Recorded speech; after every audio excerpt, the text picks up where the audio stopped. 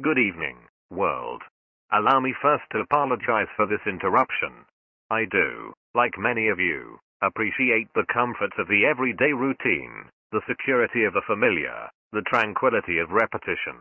I enjoy them as much as any bloke.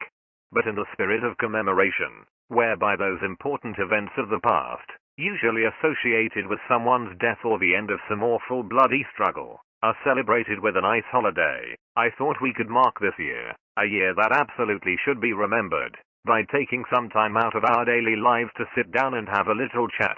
There are, of course, those who do not want us to speak. I suspect even now orders are being shouted into telephones and men with guns will soon be on their way. Why? Because while the truncheon may be used in lieu of conversation, words will always retain their power. Words offer the means to meaning, and for those who will listen, the enunciation of truth. And the truth is, there is something terribly wrong with this world, isn't there? Cruelty and injustice, intolerance and oppression. And where once you had the freedom to object, to think and speak as you saw fit, you now have censors and systems of surveillance, coercing your conformity and soliciting your submission. How did this happen? Who's to blame? Well, certainly there are those who are more responsible than others, and they will be held accountable.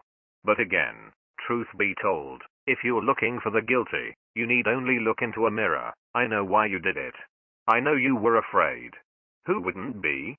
War, terror, disease. There were a myriad of problems which conspired to corrupt your reason and rob you of your common sense.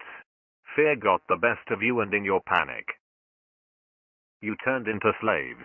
They promised you order, they promised you peace, and all they demanded in return was your silent obedience and consent. Last night, I sought to end that silence. Last night I stole valuable information to remind this world of what it has forgotten, which will be released publicly. Justice and freedom are more than words. They are perspectives. So if you've seen nothing, if the crimes of these governments remain unknown to you, then I would suggest that you allow this year to pass unmarked.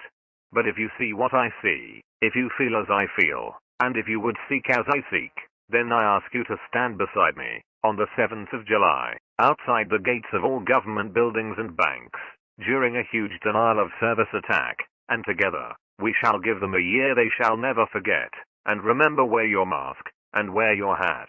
Thank you, Guy Fawkes.